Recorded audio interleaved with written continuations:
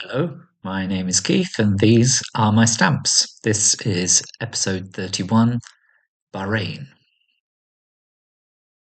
Bahrain is in Western Asia, in the Middle East, in the Persian Gulf between Qatar and Saudi Arabia.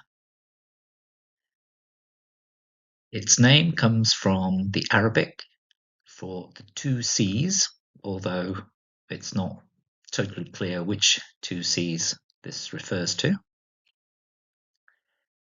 Bahrain is a small archipelago, 33 natural islands, and about 50 man-made ones. There is a bridge connecting Bahrain to Saudi Arabia. The total land area is 786 square kilometers, around 303 square miles, which is about the size of New York City or twice the size of the Isle of Wight. The largest island is Bahrain Island, which is about 80% of the land. Population around 1.5 million, about 47% of whom are Bahraini nationals. The others are expatriates, which apparently is different from immigrants.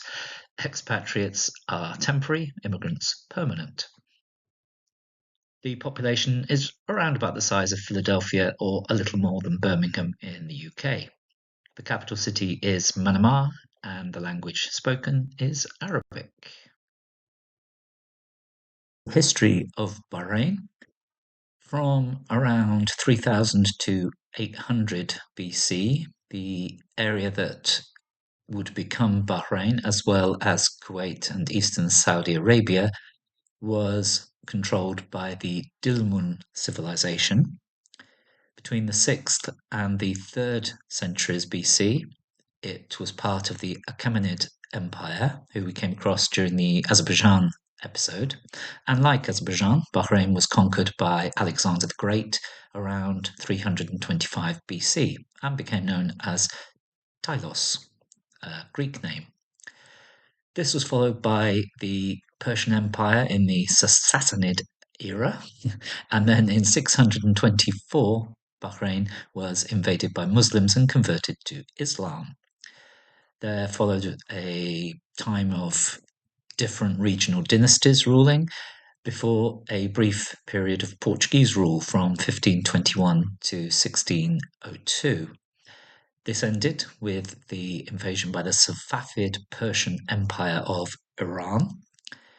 Then in 1783, the Al Khalifa family conquered Bahrain from their base in Qatar, although they didn't move there until 1799. They continued to exert power in Qatar despite the move. After attacks on Bahrain by both Oman and the Saudis, Bahrain was worried that Britain would get involved. And this led to a treaty in 1820 where Britain recognized the Al Khalifas as the rulers. In 1868, the Bahraini-Qatari War led to Qatari independence from Bahrain, although Qatar carried on being a British protectorate. And it also led to Britain promising to protect Bahrain and to continue supporting the Al Khalifa family. There were further treaties with the British during the 1890s, which solidified these positions. However, there was some local unrest. This led to Britain in 1923 replacing the current leader, the Hakim Isa bin Ali, with his son Hamad. And a British advisor, Charles Belgrave, was appointed, who in fact became the de facto leader of the country until 1957. His reforms included opening the country's first modern school system and the abolition of slavery in 1937. Bahrain was mainly devoted to pearl fishing until oil was discovered in the 1930s, which led to huge changes. There were various sporadic protests about British rule during the next few decades, which finally led to an independence referendum in 1971, which voted for independence, and Bahrain became an independent nation, joining the United Nations and the Arab League that same year. In the 1990s, there were a series of popular unrests looking for democratic reforms. These uprisings were eventually successful after the death of the Emir Isa and when his son Hamad took over. These reforms included parliamentary elections being reinstated, women being given the vote, and political prisoners being released. And also, as part of the National Action Charter, the country was declared a kingdom and Hamad the king in 2002. So, the title of the leader of the country, when the Al Khalifas started in 1783, the leader was called the Hakim. When Bahrain achieved independence in 1971, this was changed to be the Emir. And then, as I've just said, in 2002, this was changed to King. However, the leader was also called Sheikh. They were all called Sheikh. The stamp issuing history between 1933 and 1947, British Indian stamps were used, overprinted Bahrain. From 1948 to 1960, the British postal agencies in Eastern Arabia issued British stamps that were overprinted Bahrain and surcharged with the Indian currency. Between 1960 and 1966, stamps were inscribed Bahrain, but Bahrain didn't achieve its own full autonomy in postal matters until 1966, until present, when the stamps are still inscribed Bahrain. The currency, 1933 to 1957, was the Indian currency of 12 pies to 1 anna, 16 annas making 1 rupee. From 1957 to 1965, the Gulf rupee, 100 naya paisa to 1 rupee. And from 1965 to the present day, 1,000 fils makes 1 Bahraini dinar. The earliest stamps I have from Bahrain are these ones. They are George V Indian stamps, overprinted Bahrain. The blue 3 anna 6 pies at the bottom left was issued in 1933. The 1 anna and 3 annas, top left and right, in 1934, and the other 2 in 1935. These are all inscribed India postage. For many of these, there were an earlier issue in 1933 that were inscribed India postage and revenue.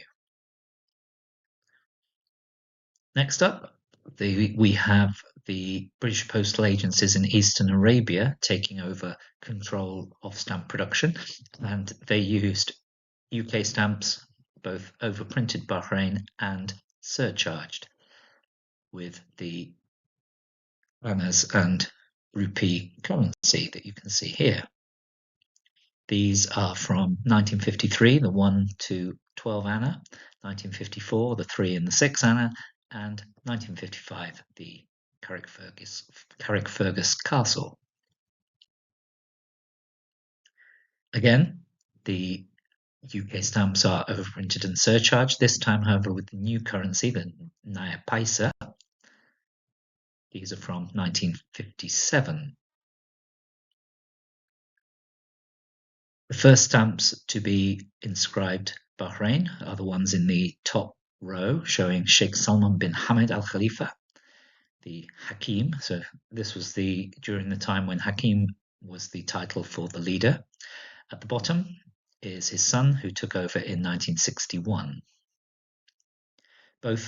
You'll notice, both sets inscribed with the Naya Paisa currency. This is the first issue from the fully independent Bahraini Postal Agency in 1966, with the new currency fits there.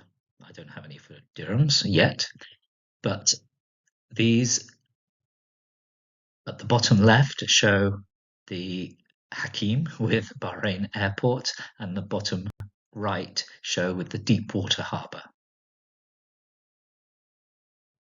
Also from 1966, these two sets, the top right set showing pearl fishing, which was the major export up until the oil discovery, then the Lanner Falcon and horse racing and serving coffee. And at the bottom, the sixth trade fair and agricultural exhibition. From 1969, the 50th anniversary of the education and school system in Bahrain, which, as you'll recall, was pretty much started by the royal advisor, Charles Belgrave, who was, in fact, leading. From 1971, the Independence Day issue, and this shows the Hakim Isa bin Salman al Khalifa, who, with independence, became the Emir Isa bin Salman al Khalifa. 1973, on the left, 25th anniversary of Human Rights Day, and on the right, a war refugees surcharge stamp or war tax stamp, which originated from the Yom Kippur Arab-Israeli War of 1973. A 1976 definitive series here, probably or possibly the most common. It's one I see most of.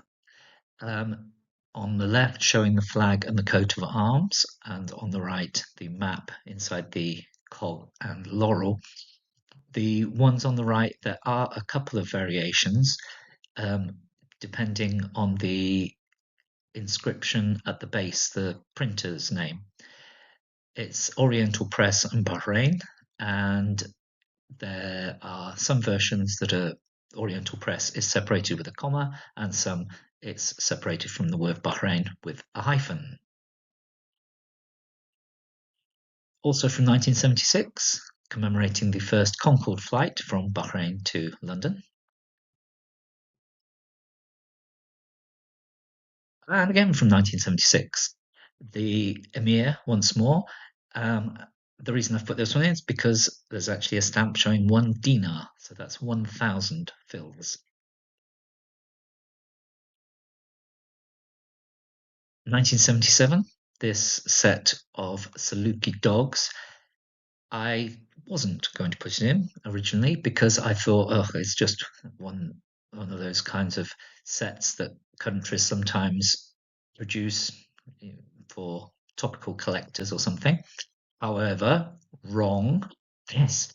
Apparently, Salukis are a Middle Eastern breed of dog, and Sheikh Hamad, who was the Hakim of Bahrain in the 1920s and 30s, used to take a pack of Salukis hunting with him when he travelled across other Arabian countries.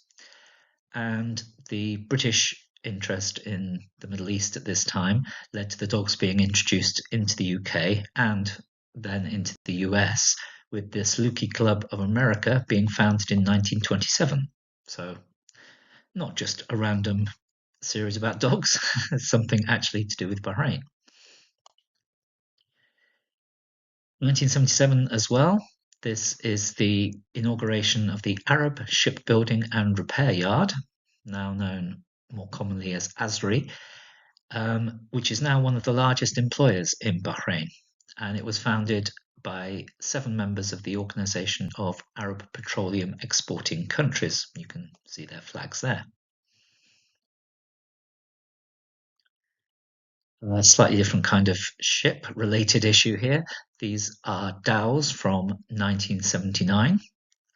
And apparently, the word dhow is just a generic term really used by foreigners. There are very specific names for different dhows.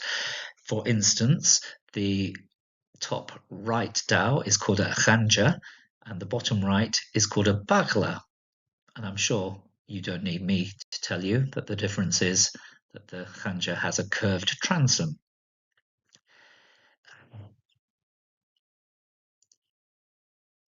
The 200th Jubilee of the Al Khalifa dynasty in 1983. These 3, I've put a little inset there because the one on the top left is Salman al Khalifa, who we saw in the 1960 set, the first set that were inscribed Bahrain. And there he is again. Now, the way I have them organized in my collection, I have them in the Stanley Gibbons order of their numbering system. However, when I looked at them, the dates aren't in the right order. So I'm not sure why Stanley Gibbons has them in a different order. But the if you look closely, the top left, sorry, the top right is for the conqueror of Bahrain in 1783, and the one at the bottom is his son, and they came a long time before Salman al Khalifa, who was the Hakim in the 1960s. 1984, top left, Bahrain's first participation in the Olympics. They sent 10 participants, and this is Ali Al Khalifa, that name again, who competed in the 25 meters rapid fire pistol. The stamp at the bottom is from 1989, the Emir, whose son Hamad took over in 1999. So this was the Emir who was in charge of Bahrain during the uprisings during the 90s, and it was his son who took over, basically made the changes that the people wanted, and also changed the name of the, or the title of the country from state to kingdom. And on the right, 1993, a crab plover, which is a year-round resident of Bahrain. And finally, my most recent stamp is this one from the year 2000. It's a charity stamp that was actually reissued in 2002, inscribed Kingdom instead of State of Bahrain. So these are some of my stamps from Bahrain. My name is Keith. Goodbye.